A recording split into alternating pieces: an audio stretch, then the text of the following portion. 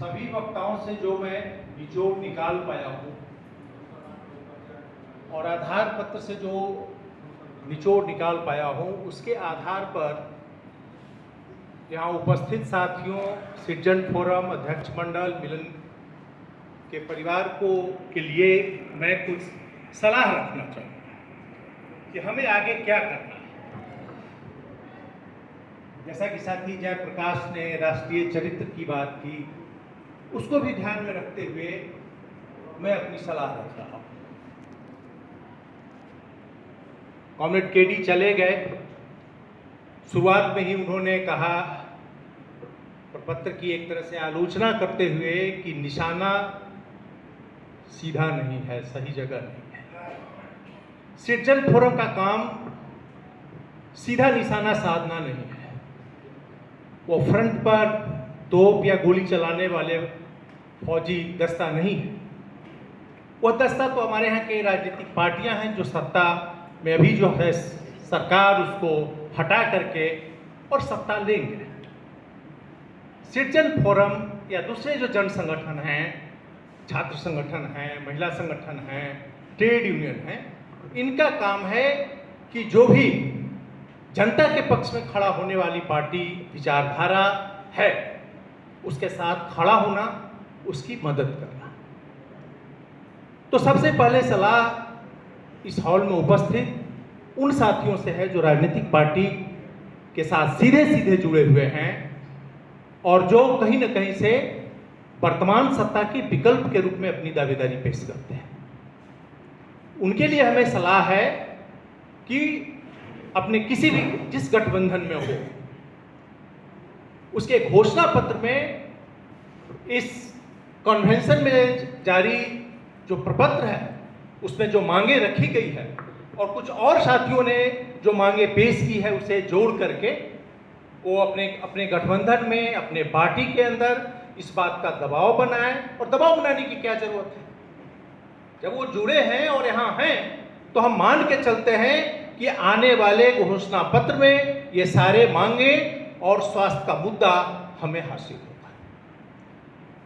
हम उसके बाद मदद करें, निशाना उनको साधना है, वो निशाना स्पष्ट करें कि इस मुद्दे पर आने वाली सरकार चुनी जाएगी और इस मुद्दे पे स्वास्थ्य के क्षेत्र में हमारी जो सरकार है, हमारा गठबंधन है, वो काम करेगी।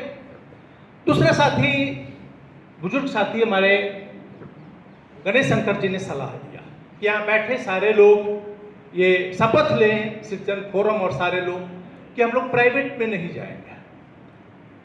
हम इनके इस सलाह में थोड़ा संशोधन चाहेंगे, क्योंकि भौतिक तौर पर उसमें एक गड़बड़ी है।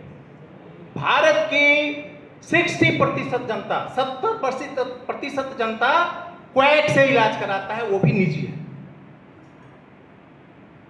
आप झुंगी झोपड़ियों में जाएं, आप गांव में जाएं, वही झोला छाप डॉक्टर सबसे ज्यादा इलाज करते हैं। सरकारी अस्पतालों की अगर बुरी स्थिति है तो फिर लोग इलाज कहाँ कराएगा? इसलिए अगर यह डिमांड हम रखेंगे तो जनता हमारे को यही कहेगा कि आप गलत कर रहे हैं, आप अपराध कर रहे हैं। तो हम उसमें मैं सोचते रहा उनके सलाह आने के बाद लगातार इस मुद्दे पर। तो मुझे लगता है कि राजनीतिक पार्टियां और कॉमरेड भी हैं उससे जुड़े हुए, वो इस बात की घोषणा करें अपने गठबंधन की सरकार जो बनेगी या बनाने जाएगी उसमें, कि जितने भी संस्थाओं को चलाने वाले हैं, जनता तो चलाएगी नहीं, हम तो आंदोलन करेंगे, हम तो सड़क पर रहेंगे, लेकिन जो नौकरशाही के लोग हैं, जो सरकार चलाने वाले हैं, जो एमएलए हैं या जो न्यायपालिका में, ये वो लोग हैं जिनके हाथ पे पावर है और वो व्यवस्था पे दबाव बना सकते हैं, उसमें परिवर्तन लाने की स्थिति कर सकते हैं। इसलिए ये कानून बनाए।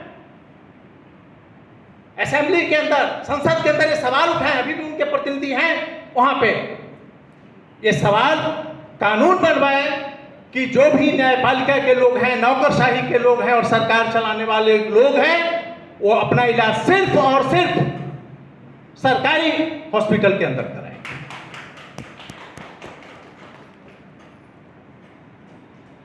तीसरी सलाह सिटीजन फोरम और अपने लोगों के लिए है, और वह सलाह यह है कि इस प्रपत्र के अंदर रखी गई सिर्फ मांगों को नहीं, मांग तो है ही, उसका जो कंटेंट है, जिसके बारे में हमारे कई साथी ने कहा, साथी सौजन ने कहा और लोगों ने कहा, 90 के दशक की नई आर्थिक नीति की बात की, प्राइवेटाइजेशन की बात की।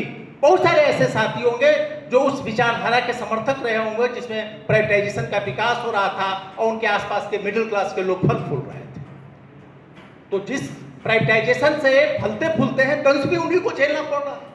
जो अराजकता आ रही है, जो लूट मची हुई है, जो इनसिक्योरिटी है सोसाइटी में, वो भी मिडिल क्लास को ही झेलना पड़ रहा है। इसलिए जो लिबरलाइजेशन हुआ, जो निजीकरण का मसला है, ये